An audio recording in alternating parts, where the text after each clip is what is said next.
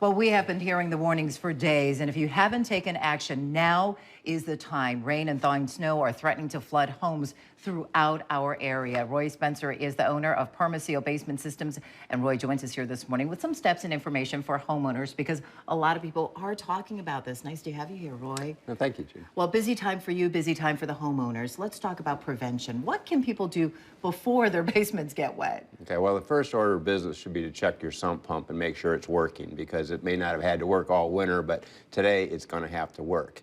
So you want to make sure that it's operating. The best way to do that is actually go down, open up the lid, and it may be running already, and if not, pour water into it. But you want to make sure the pump is actually evacuating the water from the pit and not just making noise or swirling the water, because the discharge line may be frozen. So just because the pump is humming or making noise doesn't make it's working. So it's very important. The first thing to do is check the sump pump, make sure it's working, and then make sure the water's getting out through the discharge line, because a lot of those are going to be frozen today. And you can know that just by looking at it? You can look in the sump pit and see if the water is being evacuated from the pit. And if it's not, the water staying the same level, then either the pump's not working or the discharge line is frozen. Either way, you need to get some help right away. Okay, I can't say that I've ever looked in my sump pump. Okay, I'll take your word for it. And then what else can we do?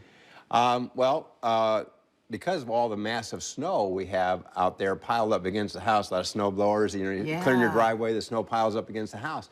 That snow is actually up against the brick and siding, and it's not really designed to be underneath the water. So as that snow and ice melts, it may permeate the brick and actually come into your house and spill over into the basement. So if, you know, pay attention to that. If you see any seepage, get a shovel and shovel that snow and off your siding and brick down beneath the foundation level.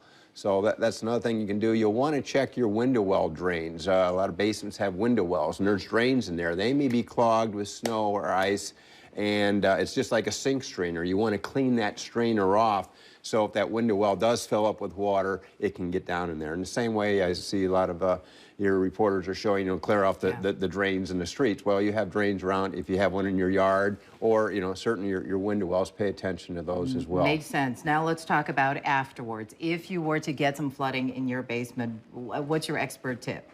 Well, first of all, it's safety first. You don't go down into a flooded basement, okay, because there's electrical lines down there, so you don't want to step into a flooded basement. You want to make sure that the power is turned off before, or, you know, a qualified person goes down there. And then you want to get the water pumped out. You don't want to pump it out all at once, maybe, you know, a third of it at a time, just to keep so the pressure, the water pressure doesn't, you know, cause damage to the walls and things like that. And then if you have carpet, drywall, all that stuff needs to be removed and thrown out, because that stuff is not going to be recoverable. Now, I have a quick question. Let's say you don't have the heavy flooding, but you have some seepage. How do you tell if you need to replace some things or not? Okay. Well, it depends on the things, and most people just have seepage, fortunately, and not flooding. But even that, you know, if seepage is not caught, and that's why I encourage your listeners to make sure that they're paying attention today, because a lot of people are going to get water and never had water before because of the hard winter we've had.